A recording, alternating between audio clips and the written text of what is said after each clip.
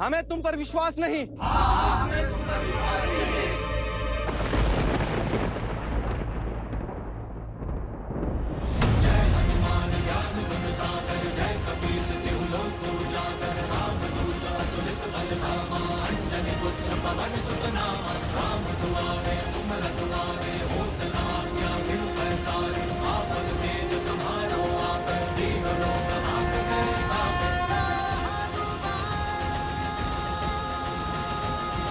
प्रभु श्री राम के दास, इस हनुमान पे तो विश्वास है। हनुमान जी, हनुमान जी हैं। हनुमान जी, हनुमान जी। हाँ, ये वही है। उचित सुना है इनके विषय में। ये हैं कौशल नरेश, प्रभु श्री राम के पुत्र, राजकुमार लव और राजकुमार कुश। राजकुमार लोकुश। राजकुमार लोकुश। आप दोनों क्यों विचलित हैं? मैं हूं ना, अभी इस समस्या का हल किए देता हूं। प्रस्ताव के लिए धन्यवाद हनुमान जी, किंतु समस्या केवल मलेच्छों की आक्रमण ही नहीं है, अपितु इतनी सरलता से उनका हार मानना भी है। अपने अस्तित्व, अपने पूर्वजों के इस भूमि से मुख मोड़ना भी है। हम चाहते हैं कि अपने अस्तित्व का ये युद्ध ये स्वयं लड़े।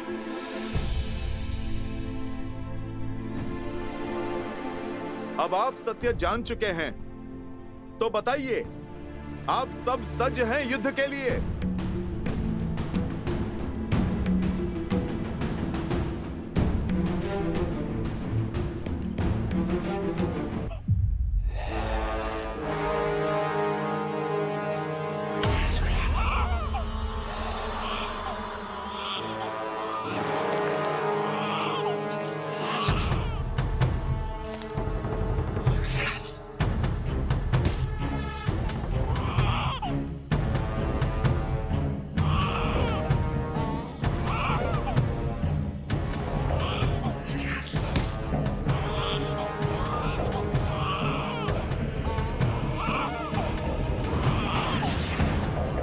लो पुत्र, इसका संहार करके हम सब की भूख शांत करो।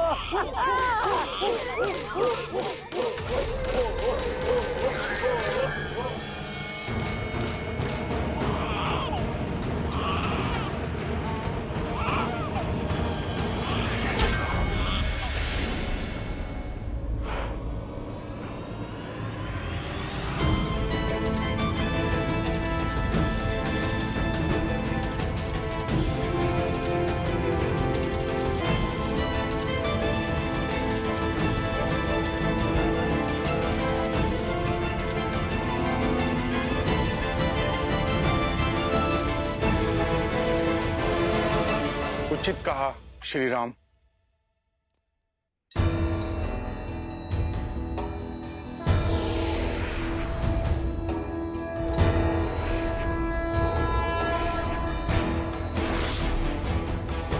समय समीप है, त्रेता युग अंत की ओर जा रहा है। युग परिवर्तन होने वाला है।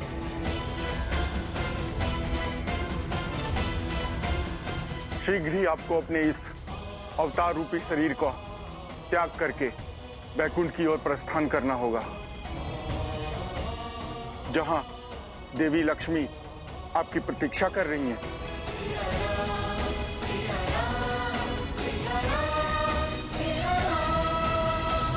और यहाँ जो मेरे कार्य शेष है उनका क्या? लव कुश और बाकी सभी वंशज कुछ ही समय में शीघ्र ही कौशल को संभालने योग्य हो जाएंगे। जैसे ही आपका ये कार्य संपूर्ण होगा, वैसे ही आपको अपना ये शरीर त्यागना होगा और उससे पूर्व बैकुंठ में आपकी सैया को सज्ज होना होगा।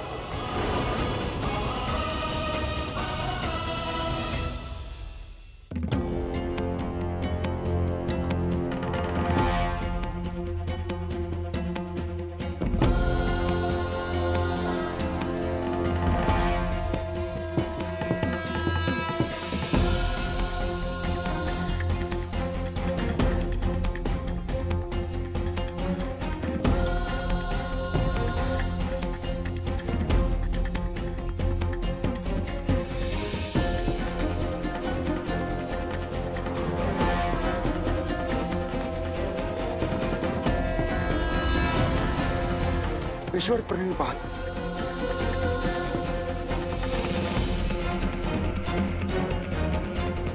ये यहाँ और इस समय कहीं क्रोधित ना हो जाए तो देवता भी नहीं बच पाए। जाओ शीघ्र जाओ, सभी को सूचित कर दो, ऋषिवर की स्वागत की तैयारी करो। अरे आगे से नहीं, पीछे की मार्ग से जाओ। ऋषिवर के सामने से जाने की कभी भूल भी मत करना। जाओ।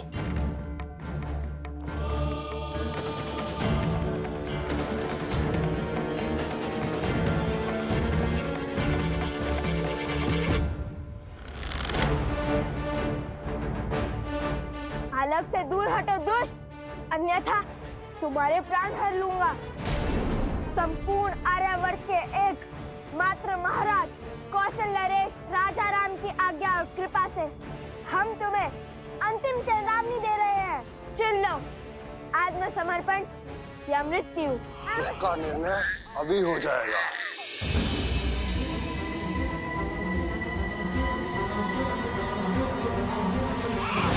पुत्र!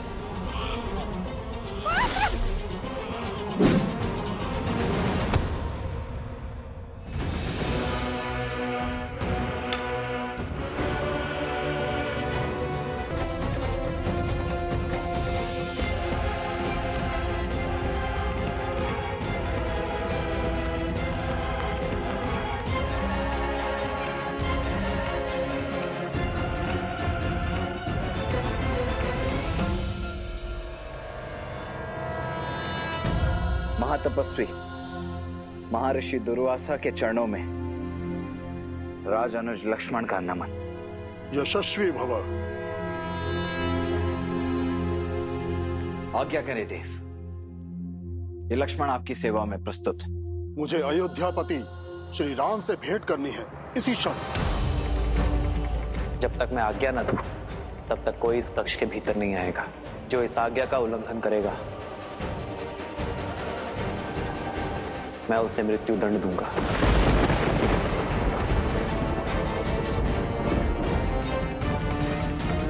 चेतावनी दे रहे हैं, चुन लो, आत्मसमर्पण या मृत्यु। इसका निर्णय अभी हो जाएगा।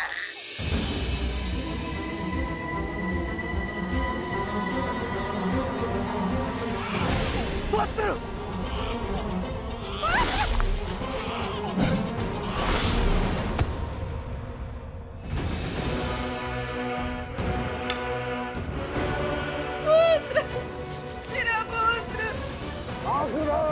आक्रमण!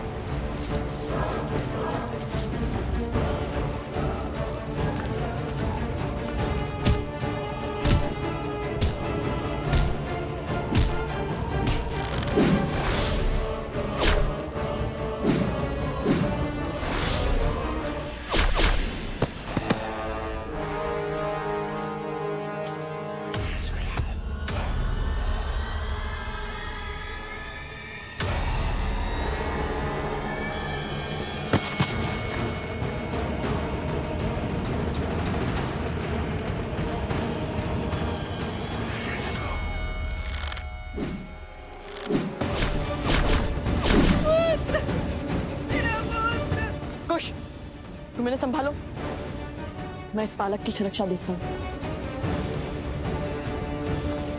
सावधान!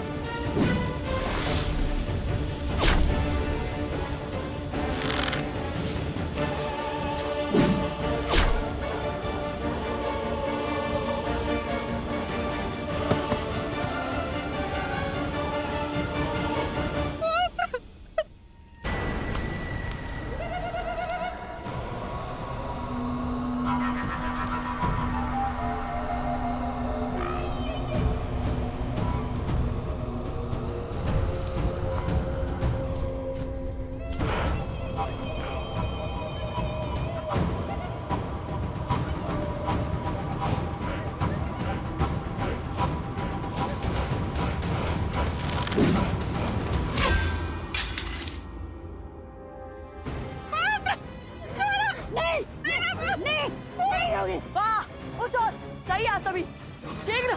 नहीं नहीं नहीं दूंगी। हट, चल चल, नहीं दूंगी। नहीं छोड़ो मेरे पुत्र को।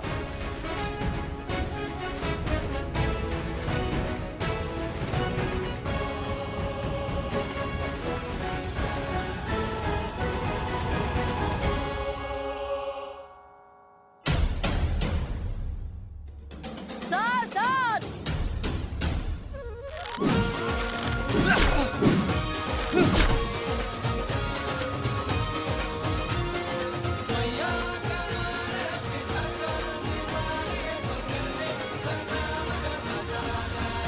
सुना नहीं लक्ष्मण, मुझे अयोध्यापति राम से मिलना है। द्वार खोलो राज अनुज।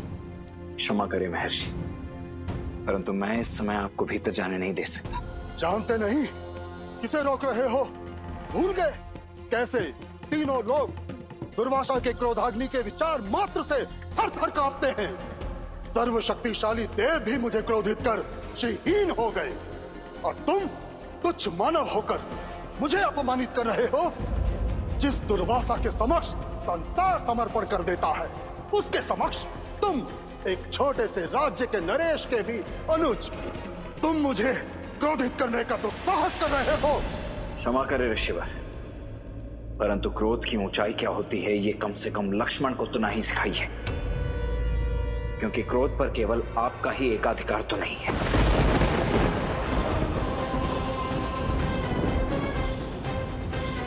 इस क्षण आप कौशल राज की राजधानी अयोध्या की पावन भूमि पर खड़े, वो भूमि जो अनगिनत संतों और महर्षियों के लिए अपने प्राणों को दांव पर लगाने से भी कभी नहीं चुकी, जिसे आप तुच्छ कहकर तिरस्कृत कर रहे हैं, वो अयोध्या धरती का गौरव है।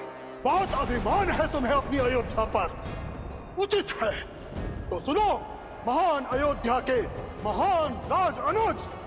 यदि आज राम की तरफ बढ़ता हुआ मेरा एक पग भी रोका गया, तो मैं अपने तेज से इस संपूर्ण नगर को जलाकर भस्म कर दूंगा।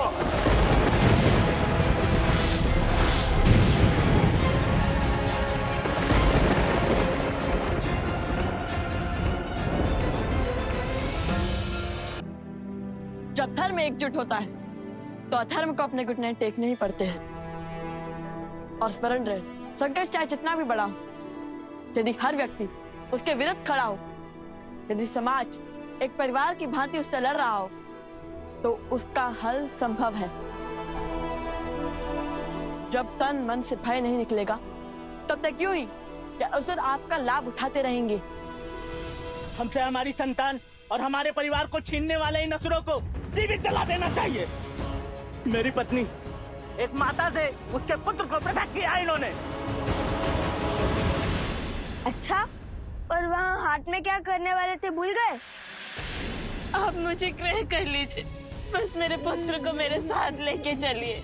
नहीं नहीं, ये साथ आया तो तुम्हारा ध्यान कार्य पर नहीं, सिर्फ इस पर रहेगा। मैं केवल तुम्हें ही ले जाऊंगा। स्थिति परिस्थिति चाहे जो भी हो, किंतु एक संतान को उसकी माता के आचर से कभी भिन्न नहीं करना चाहिए। ये सबसे बड़ा पाप है। मुझे क्षमा कर दे प्रभु, अब तक जो सत्य नहीं जाना था वो अब मैं समझ गया हूँ। आप दोनों राजकुमार होकर भी स्वयं को बेचकर इस तुच्छ साहूकार का दास बनना स्वीकार किया। अपने पूर्वजों की परंपरा को निभाने के लिए, धन की ध्वजा को लहराने के लिए। आप समझ में आया, इस समाज का भवन धर्म की नींव पर ही तो टिका है, और धर्म सदा उसकी रक्षा करता है जो धर्म निभाने का साहस रखता है। धर्म का सत्य यही है, जिस प्रकार वचन का मान रखने के लिए और धर्म की रक्षा के लिए राजा हरिश्चंद्र की रक्षा स्वयं धर्म ने करी थी। ऋषिवर विश्वामित्र ने राजा हरिश्चंद्र को एक चंडाल का सेवक बना दिया, और उस चंडाल के आदेश अनुसार वो शमशान घाट कर उन्हें हर मृत शरीर के लिए आत्मा संस्कार का शुल्क लेना था। कोई भी शरीर बिना शुल्क दिए ना जला पाए। और फिर आर्या, आर्या, हमारा बेटा, शैव्या, इसे किसी नाग ने डस लिया।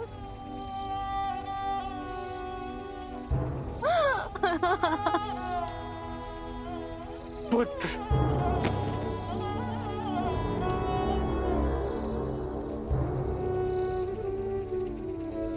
पुत्र,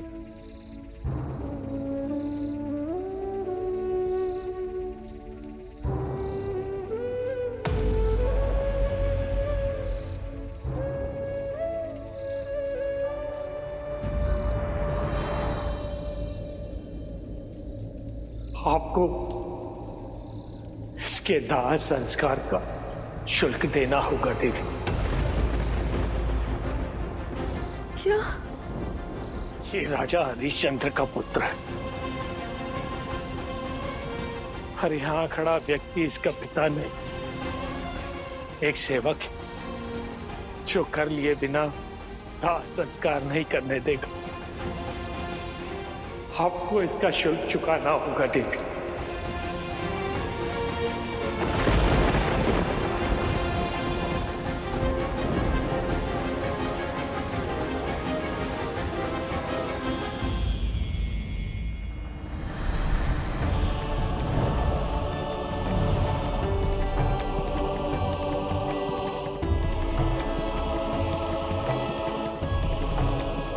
राजा हरिश्चंद्र, आपके लिए परीक्षा की हर सीमा पार कर दिया और आप हमारे हर परीक्षा में सफल हुए।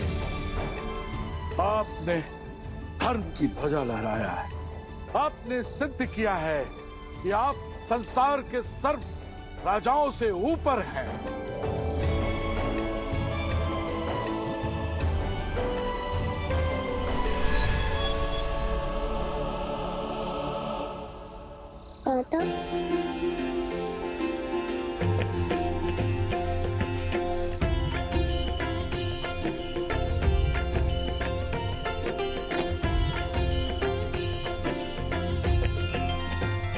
राजा हरिश्चंद्र की धर्म की प्रतिनिष्ठा ने उन्हें संसार कद में सबसे ऊंचा बना दिया। विश्वामित्र जी ने उन्हें अपना राजपाट सब वापस दे दिया और उनकी दया नीति के कारण देवता भी उनके आगे नतमस्तक होने को सच थी। आइए राजा हरिश्चंद्र, स्वर्ग में आपका स्वागत है। मुझे कहना होगा, आपका राज्य न्याय और धर्म से इतना परिपूर्ण है कि उसे केवल धरा पर ही नहीं, यहाँ स्वर्ग में भी स्थापित होना चाहिए। आइए, आपके आने से मेरे स्वर्ग की शोभा और भी बढ़ गई। नहीं इंद्रदेव, मेरे साथ मेरी प्रजा ने भी अनेकों कष्ट सहे हैं। उन्हें छोड़कर मैं स्वर्ग नहीं आ सकता। उचित है। ऐसी स्थिति में यदि आप चाहें तो आपके साथ आपकी प्रजा एक दिवस के लिए यहाँ स्वर्गलोक आ सकती है। और ये कथा संसार को सिखाती है कि वचन देने से पहले विचार कर लेना चाहिए और यदि वचन दे दिया तो हर स्थिति परिस्थिति में अपना वचन निभाना चाहिए। हम दोनों भाई राजा हरिश्चंद्र के पद चिन्हों पर चलते चलते यहाँ तक पहुँच चुके हैं कि हम हर शुभ कार्य में अपनी सहायता दे सकते हैं। हे राजकुमारों, यदि आप दोनों नहीं होते, हम अपने पूर्वजों की धरा को त्याग कर लज्जा से अपना सर झुकाकर अब तक पलायन कर चुके होते। अपने पूरे गांव की ओर से मैं आप दोनों से विनती करता हूं कि आप मेरे इस गांव के सिंहासन को स्वीकार करें। हाँ, आप ही हमारे महाराज हैं। हमारे महाराज हैं। हाँ, आप ही हमारे महाराज हैं। यदि भस्म करना चाहते हैं तो मुझे कर दीजिए, परंतु मेरी मातृभूमि के लिए ऐसी अनर्थपूर्ण बातें मत कीजिए। आपके क्रोध का कारण अयोध्या नहीं है, फिर क्रोध की दृष्टि अयोध्या पर क्यों? तनिक क्रोध त्याग कर विवेक की दृष्टि से देखिए। मैं अपने ही अतिथि का अनादर करने का औचित्य क्यों रखूंगा? मैं तो केवल अपने राजधर्म का पालन कर रहा हूं, अपने प्राणों से अधिक अपने महाराज की आज्ञा की रक्षा कर रहा हूं। किंतु यदि दंड देने की इच्छा इतनी प्रबल हो ही गई तो भस्म कर दीजिए मुझे, किंतु यह निश्चित है कि मेरे भैया की आज्ञा के विरुद्ध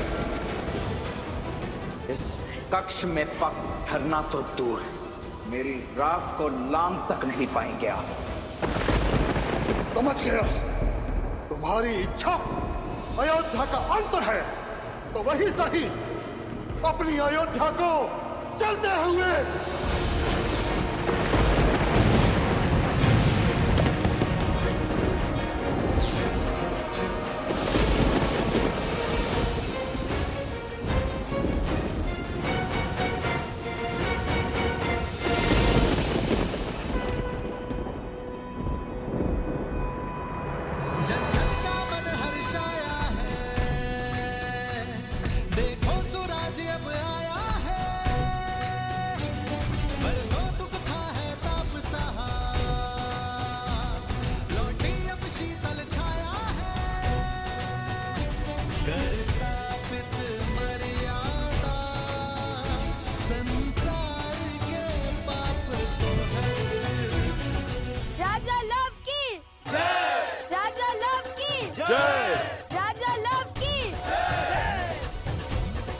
आप दोनों की ये यात्रा तो एक विजय में बदल गई। आप दोनों ने मनुष्यों का संहार कर असंभव को संभव कर दिया। आप दोनों ही धन्य हैं। ऐसे असंभव को संभव करने वाले कुमारों को पाकर कौशल राज्य ही क्या, संपूर्ण भारतवर्ष धन्य हो गया। और राजकुमार लव के साहस के लिए आज से ये स्थान लवपुरी के नाम से जाना जाएगा। लवपुरी के महाराज लव की, लवपुरी के महाराज लव की।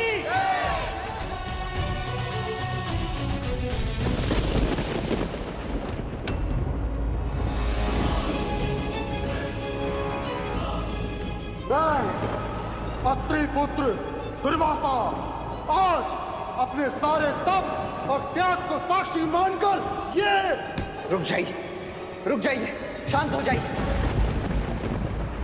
मुझ पर आए क्रोध का दंड अयोध्या को क्यों? शांत हो जाइए ऋषिवर, तनिक धैर्य रखिए।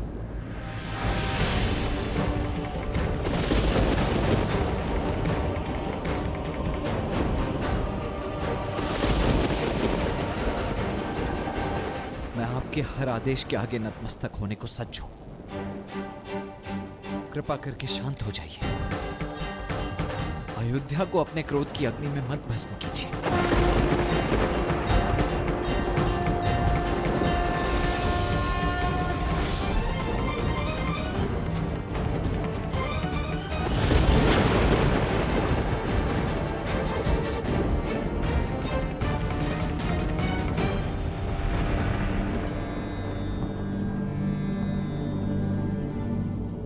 जितना आवश्यक भैया की आज्ञा का पालन करना है, उतना ही आवश्यक अयोध्या की रक्षा का धर्म भी है। मैं क्षमा प्रार्थी हूं ऋषिवर, कृपया अपना क्रोध त्याग दीजिए।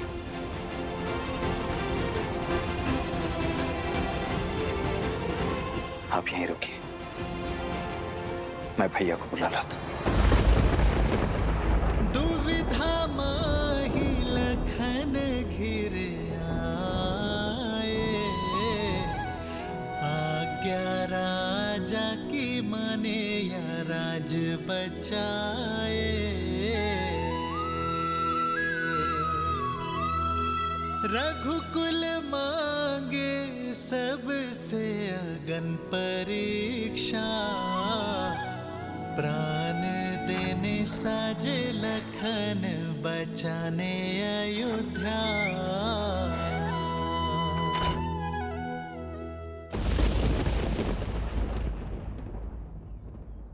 हम आपको वचन देते हैं, आज से हम देह व्यापार का भाग नहीं बनेंगे। और यदि कोई हमारे समक्ष भी इस पाप पर आतुर हुआ, किसी मानव को बेचता दिखाई दिया, किसी माता को उसके संतान से भिन्न करता पाया गया, तो हम सब उसका विरोध करेंगे। अति उत्तम। आप सबने हमें इतना प्रेम दिया, स्वीकृति दी, इतना सम्मान और सत्कार दिया, उसके लिए आप सबका कोटि कोटि धन्यवाद। इस स्थान को छोड़ने का मन तो नहीं कर रहा है, किंतु अपनी यात्रा को संपूर्ण करने के लिए हमें आगे बढ़ना होगा। और जब तक मैं ना लौटूं, तब तक मेरे राज्य का कारोबार आप और आपकी पत्नी संभालेंगे। अब से लवपुरी का दायित्व कुछ समय के लिए मैं आपको देता हूँ। महाराज लव की, महाराज लव की, महाराज लव की।